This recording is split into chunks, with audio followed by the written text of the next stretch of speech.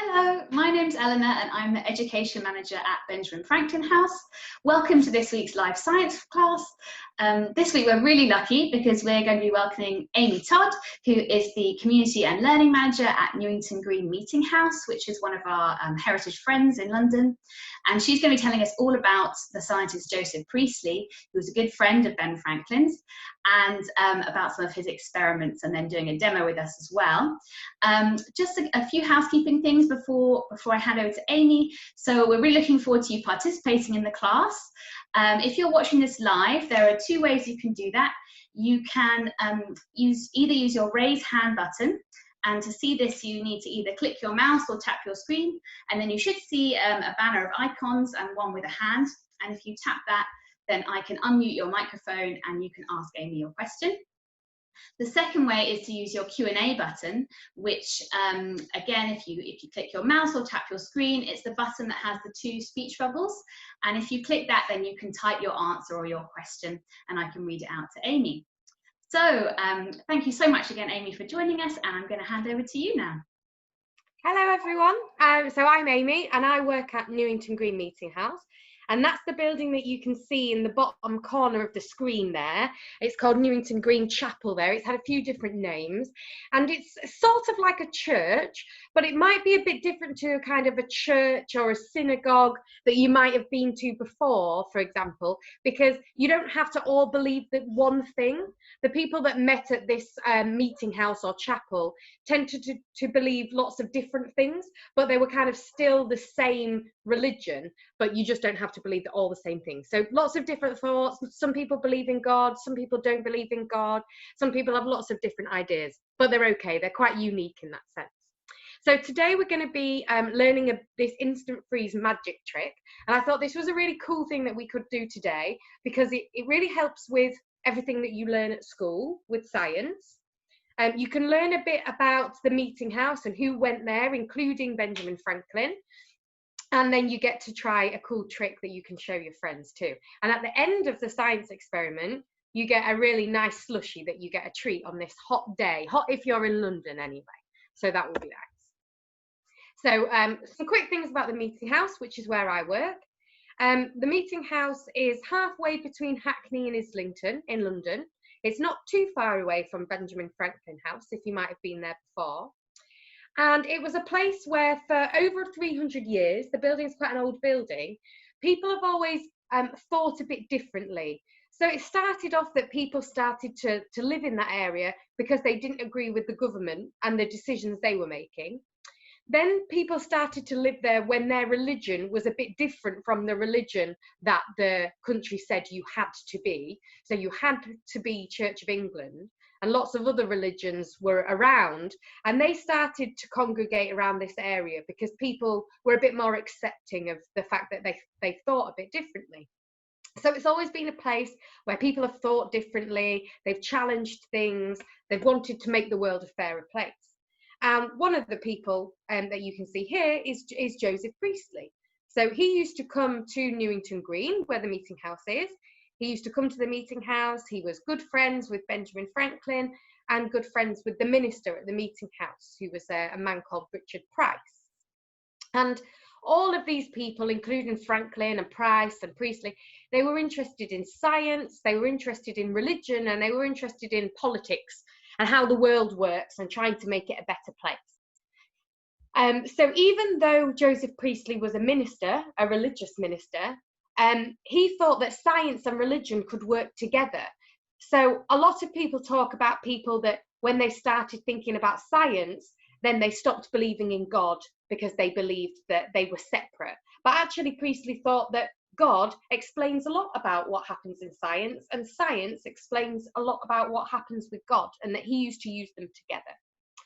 And that's what Joseph Priestley's known for, being a scientist, but also being a religious person. But he discovered lots of things by accident. So he discovered oxygen by accident. He discovered fizzy drinks by accident, and all sorts of different things like this. He was a very curious man. He liked doing lots of different experiments, like Benjamin Franklin. And actually, the only reason he got involved in science was because of Benjamin Franklin. He met Benjamin Franklin in London, and he knew that Benjamin Franklin was really interested in experiments to do with electricity. And so he met him and he started reading up on some of the things that he'd done, and then he got really interested and he started experimenting too. So it's all thanks to Franklin that we're doing this experiment today, really. So how will what we're going to do today help you when it comes to school and science? So the things we're going to be talking about is how matter can change state when it's heated or cooled. So what happens to things like a liquid when it's frozen, because that's what we're going to be doing today. We're going to compare different types of solids, liquids, gases. What are their properties? And we're going to understand what happens when things change state. So today we're going to be looking at water, and then we're going to be freezing water. And so we're going to see what happens, what changes the material goes through. And is that permanent? Is that forever? How do you reverse it? How do you make it go back to being liquid water? So before we go any further, there's going to be some words that we're going to be talking about, and I just want to check that everyone knows these words. You probably already know some of these words already, but there might be a few that you might be a bit new. And what I'm going to ask is that throughout this, if you're asking questions or you're telling me things that you know about this, I want you to make sure you're using the correct words. So we're proper scientists today. So the first word is matter. Eleanor, do you want to maybe choose someone to ask if they know what this word means? Absolutely. So we've got a raised hand from Irene. So I'm going to let Irene answer that. Hi, Irene. Hi. Matter is, well, you have three states of matter. You can have solid, you can have liquid, and you can have gas. And so matter is what form water is in. Well, usually it's water, it doesn't have to be. So solid is usually when it's frozen. Liquid is when it's just neutral, not frozen and not heated. And gas is when it's heated and it's condensating. Okay, so it's the different types of physical things, isn't it? You're exactly right there. And so we're going to be focusing on liquid today. Irene, do you want to tell us about liquid? What makes liquid different to a gas or a solid?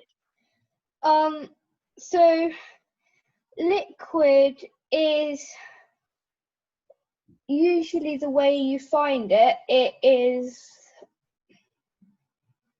So yeah, go on. What does it look like? It's shapeless. It can take shapes, but generally it's shapeless. Perfect. Yeah. So when you put it in a container that's a shape, it will take that shape, won't it? Yeah. That's perfect. Thank you, Irene. That's really helpful. And then we've got molecule.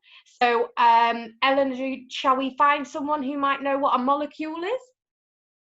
Absolutely. We have another raised hand. Oh, a few raised hands. I'm going to go to Zach and Louis now for this one.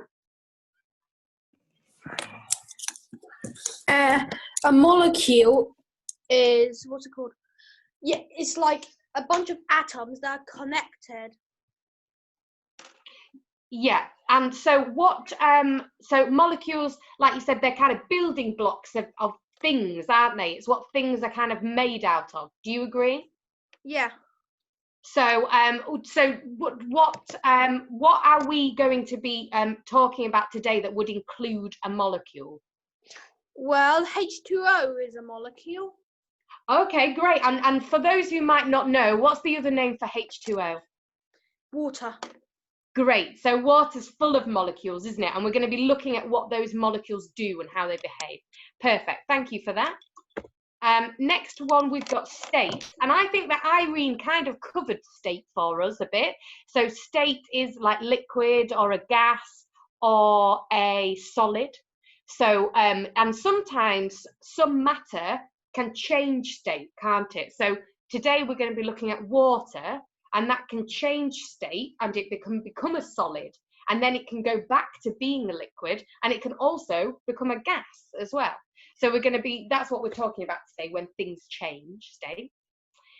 Now, freeze, I think we all probably know what freeze means, but I'm interested to know if anyone here knows what happens to water when it freezes.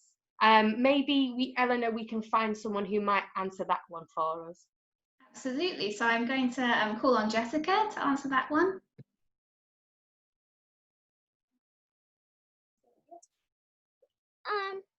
Freeze is when all the molecules inside of the water start just freezing together because they're starting to stick together, and because they're in something really cold and they have to stick together to stay warm. I think that is a great way of explaining it, them all sticking together. And yeah, because like you said, they get cold, don't they? When they get cold, they start slowing down. When they start slowing down, they start connecting together, and that's what makes them solid as opposed to being a liquid, isn't it? That's great, Jessica. Thanks so much. That's a great explanation. Then we've got hypercooled. Now I'm going to explain this one because this might be a new word for today. And hypercooled means when something is really close to freezing. So the fizzy drinks that I've got, and that hopefully you have too, but if you don't have them now, you can always do this another time. These liquids we've got are so close to freezing, we call them hypercooled. And what we're going to do is we're going to show you how you turn something from hypercooled to freezing really quickly. And that's going to be the cool magic trick, the instant freeze magic trick.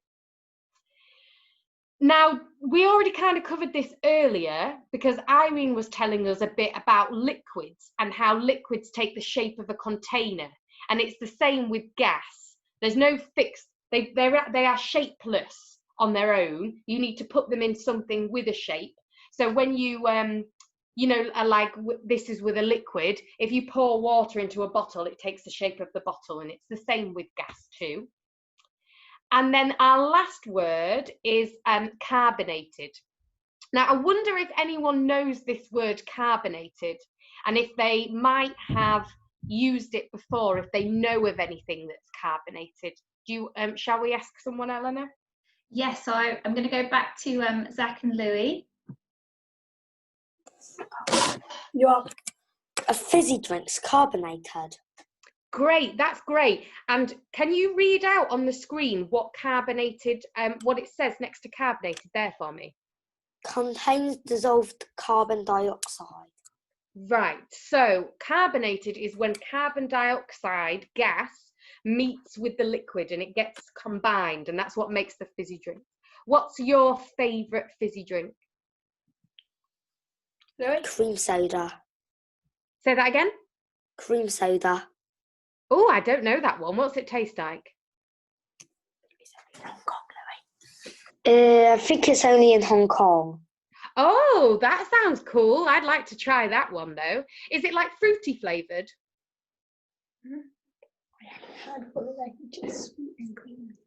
Sweet and creamy, really. Ooh, sounds great. Great. Right. Well, thank you for that. So we're going to carry on. So Joseph Priestley did lots of experiments, and he did lots of experiments with gas at first. And this is how he discovered fizzy drinks by accident, because he was in a brewery, and a brewery is where you make beer, and a lot of beer is carbonated. So a lot of beer is fizzy. And he was in this atmosphere with lots of gas, and he noticed that the water that he was experimenting with started to become carbonated, and that's how he discovered fizzy drinks by accident. And he thought that at the time fizzy drinks could cure scurvy. So scurvy was a disease that we now know is what you get when you are lacking in vitamins. So especially vitamin C. So you get vitamin C from potatoes, from carrots, from oranges. And nowadays, most of us have a lot of vitamin C because we know that eating vegetables and fruit is important. But in those times, they didn't know where scurvy came from. And Joseph Priestley thought that maybe this fizzy drink that he'd accidentally invented might cure scurvy. And that's because carbon dioxide is known to preserve things. So it gets used a lot nowadays in terms of food, so maybe bread and things like that, to stop them going off, to stop them going mouldy. And he thought because of that, maybe if he put it in water, it would stop people from decaying, because when you've got scurvy, you get poorly. So he thought maybe that would help. And that was really important at the time, because a lot of people at the time were getting scurvy because they were traveling on boats. So people going to America, people going across the world, sailors and things like this, they were getting scurvy and they didn't realize it was because they weren't eating fruit. So he thought, oh, I've discovered this by accident, but brilliant, it'll cure scurvy. Unfortunately, it didn't. But you can see here in the picture, this is how he created those fizzy drinks. So he'd get the gas in a bag there, and he'd put it in the water, and then eventually the gas would travel into the liquid. So now I need a vote. So now we're going to decide whether we do the experiment first, and then we talk about how it works, so the science behind the experiment, or we can work out the science behind the experiment first and then do the experiment afterwards. So it's up to you. So I'm going to let you decide. Eleanor's going to tell me what you decide, and then we will go from there. Okay, so to vote for, if you'd like to see the demonstration first, would you like to just press your raise hand button, and then we can see how many people would prefer that? I'll just give it a moment in case people are finding the button.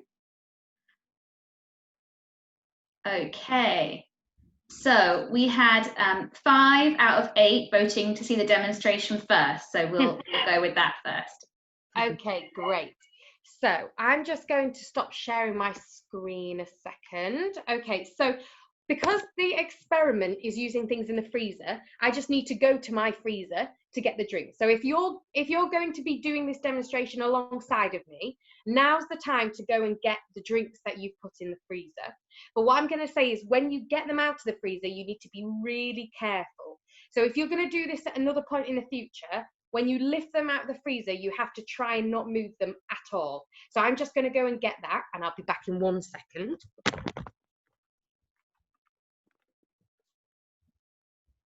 Okay, and while we're waiting for the fizzy drinks, if anyone has any questions, if they wanted to ask in the Q&A or with their raised hands.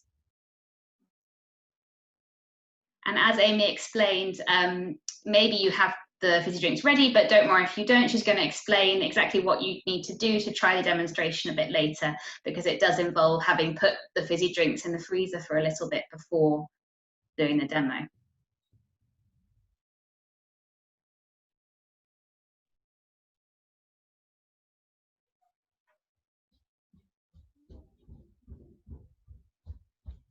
Okay, everyone, so I've got a towel down. Amy, we've got one raised hand. Is it okay if I just, they can ask their question and then, brilliant.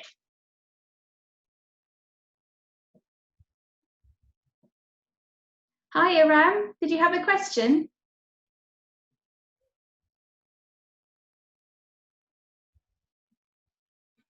Well, I saw what the question was in the chat. So what do we need?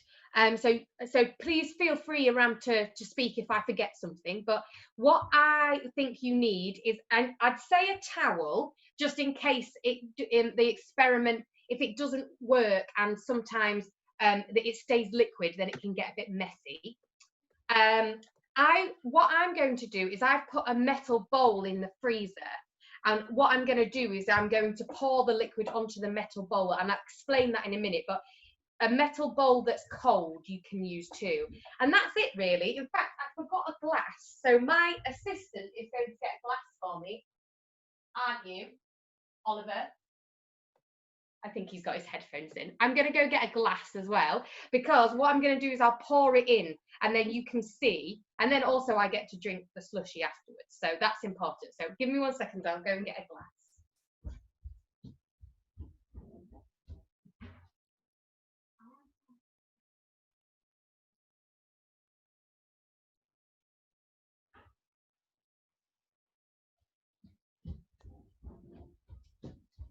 so that's everything that you need really. So what I've done is these drinks have been in the freezer for 3¼ hours, because that's what I've been told is the best amount of time. So they're hyper cooled, which is the word that we used earlier. So they're just about to freeze. And what happens is you take it out of the freezer, you can see it's still liquid, yeah? You can see that moving, still liquid. And what we're going to do is really gently open it, and we're going to release a little bit of the air. Now, when we release this air, it might be that you see some ice crystals start forming at the top.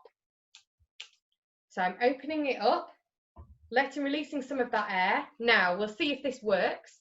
Now what you need to do is tip it up quite quickly. And you might see I've got some ice crystals forming at the top. And then let's see if I pour it in, if you might see that it's turned into a slushie. Let's have a look. Oh no, this one didn't work. This one's still liquid. Okay, let me try with my Coca-Cola. Let's see if this one works. If this doesn't work, me and Eleanor did this yesterday and it did work. So we've got a video to show you if this doesn't work. Because, you know, I'm sure you all know, because you're quite used to science experiments by this point. But there's so many different variables, so many different things that differ when it comes to science experiments. Sometimes it might be that I put this in the freezer for 1 minute too long, and that's why it's not going to work. So let me try again with this one. So I'm going to open it up, let some of the air escape. Oh, this one's working. I don't know if you can see that, but you've got some crystals forming at the top. Can you see right at the top? So the ice crystals are forming. And what I'm going to do to make them form quicker is I'm going to turn it round like this. Oh, and now it's solid. Let me try and, if I pour this on here, you can see that I have a nice, oh, I can't really show you that. It's a nice slushy. Ooh, and now it's coming out of the top there. Can you see that? So it's a bit like snow.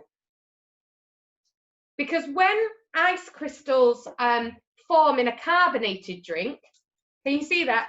It's a bit different. It's more like snow than it is like ice, because it's because of the gas in the water. Makes it freeze in a different way. Oh, can you see that? Oh, that's going to be great. I can have that later. So hopefully, if you were joining in, that worked for you too. And now I said I would show you a bit about the science behind it. So how does that work? So I'll put my PowerPoint back on again.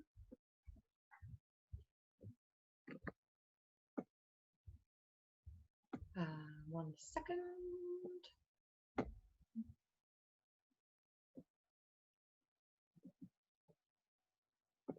So now we've done the experiment and it worked. Yay! I was just going to explain to you, there's a few different ways you can make the ice crystals form in that way where it will instantly freeze. You can do what I did, which was turn it upside down really quickly, and then you can see it's frozen. But if you pour it into a glass, then you can see it's like a proper slushy, and then you get to enjoy it. Or what you could do is, if you pour it really gently onto a cold bowl or a metal lid like what I used, that way, because the cold bowl is cold, it makes it instantly freeze. So then that's quite cool, because you can watch it freeze instantly on a plate like that. Or what you can do is pour it into a normal bowl, a bowl that's not cold, and if you put some ice within the bowl, then it will all instantly freeze too. So there's a few different ways of doing it. But how does it work? Why is it that it instantly freezes like that? So the reason why is because when we look at temperature, temperature is actually, I'm just going to clean up while I explain here. Temperature actually measures the movements between the molecules. So it's a bit like when Jessica was telling us earlier about temperature is whether things are hot or cold, but actually what temperature means is how much the molecules are moving around. So when it's very slow, we know that the molecules are cold, and that's when they slow down. And when they get so slow, they slow down completely, that's freezing point. And so I'm sure a lot of you already know that freezing point in water, in H2O, that's 0 degrees. So when it's quite cold outside, that's when the puddles start freezing and things like that, because that's when the molecules in water have completely slowed down and they're not moving anymore at all. And usually when it freezes, they make quite ordered patterns, a bit like Jessica was saying, they start attaching themselves to other ones, and it's usually in kind of straight lines, quite organized patterns. That's why. Amy, sorry, we have a raised hand again. Is that okay? From Jessica. Yes, of course. Yes, of course. She can ask her question. What does it mean when it says spectacular crystallization or instant freeze? Oh, that's a good question. So spectacular crystallization is what Joseph Priestley called it, but I call it instant freeze. So it's a different name for the same thing, but that's kind of the scientific way of explaining what happens. So crystallization is the ice crystals that form in the drink, and spectacular crystallization is just a fancy way, really, of saying, wow, it instantly freezes and it looks spectacular.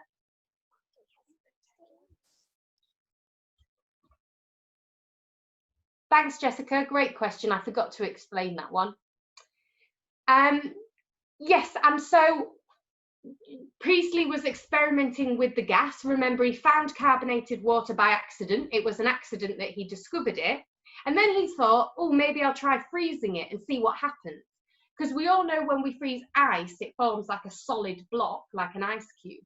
But when he freezed carbonated water, he noticed that it didn't really freeze like that. It kind of looked a bit more like snow, which is hopefully what your slushies look like. So the liquid that you are using, the soft drink, is hypercooled. It already wants to freeze. It's really close to freezing. And you can't see them, but little ice crystals are starting to be created in the bottle. Now, ice crystals, if you left it, they would start at the top and they would slowly work their way in a really ordered line all the way down to the bottom. And then what it would do is it would take the shape of the bottle of Coca-Cola that we've got here, because it's liquid, so it takes the shape of the container. It would slowly, all the ice crystals would go down in an order. But what we're doing by shaking it around, it's just helping it a little bit. What we're doing is that movement, or giving it a cold surface, like a cold metal bowl, it just starts the process of crystallization really quickly. And it doesn't have time for it to be ordered. It just has to do it really quickly, and that's why it instantly freezes. And the ice crystals have to join really quickly together.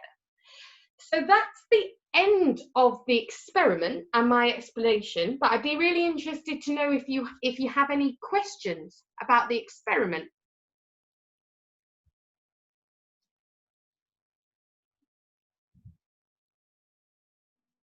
We have a couple of raised hands. So first I'll go back to Zach and Louis.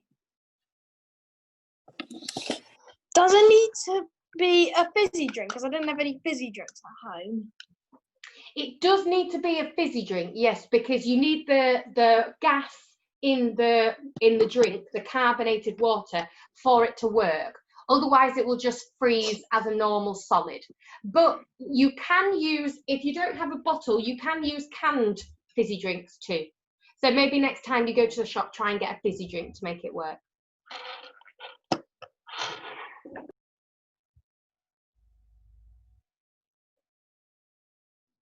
Okay, and another question from Jessica, and do feel free to ask questions in the Q&A as well if you have any.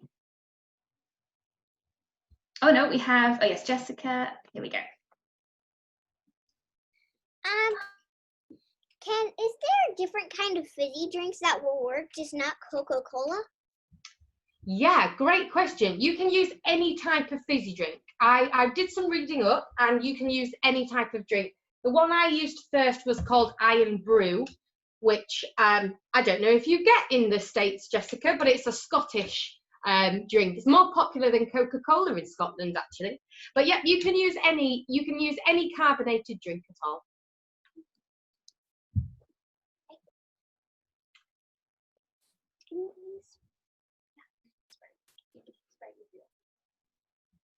Thank you. Thank you, Jessica. Did you have another question? Yeah. Okay, thank you so much. Okay. Oh, I think Jessica's hand, oh no, it's all great. Okay, thank you so much for everyone who asked questions. And yeah, I'll hand back over to Amy. Great. Well, that was the end of the experiment. My last thing just to say is that the Newington Green Meeting House where I work, that's the project that I work on. And we've got some things that we're doing over the summer holidays, if anyone would like to join us. So there was a lady called Mary Wollstonecraft, who's the lady in that picture there. And she was basically one of the first women to say that all girls should go to school the same as boys, and that women should be able to vote and be be politicians as well and things like that. And we do a lot of work around her to help tell people who she was and why she's important. And what we're going to be doing through the summer holidays is we're going to be looking at Wollstonecraftivism. So craft, which you might do already, which is a bit like art, it might be you sew, or it might be that you cook, or it might be all these kinds of things. And we're going to be looking at ways that you can do craft, but also you can help support causes. So one week we're going to be looking at the environment, which I'm sure is something that you're all really concerned of, and you want to make the world a bit greener. And we're going to be looking at the ways we can do craft and art to help the environment. So it might be that we create a banner or something explaining to people why helping the environment is important, for example. And one week we're going to be looking at something else. So the next week we might be looking at something like Black Lives Matter, for example, or something like that, and about what we can do art or craft wise to help with that cause. So it's going to be every week, and there'll be a task, some kind of craft that you have to do, and we'll explain to you how you do it, and you'll meet someone who already does that kind of work so that you can learn a bit more about it. But the information is on that screen there, and on our website there that I can share with you. Thank you so much, Amy, and everyone who's still with us. I did share the link to the Newington Green Meeting House website, to their learning page, if you'd like to find out more about those summer projects. And thanks again to Amy for joining us for that wonderful demonstration, and to everyone for joining us. Next week we have another visitor, our colleague at the Museum of Methodism and John Wesley's house, who's going to be doing some more science with us, and we'll hopefully be able to join us for that same time next Tuesday. Thanks again, Amy, and thanks to everyone for joining us. Thanks, Bye. everyone. Bye.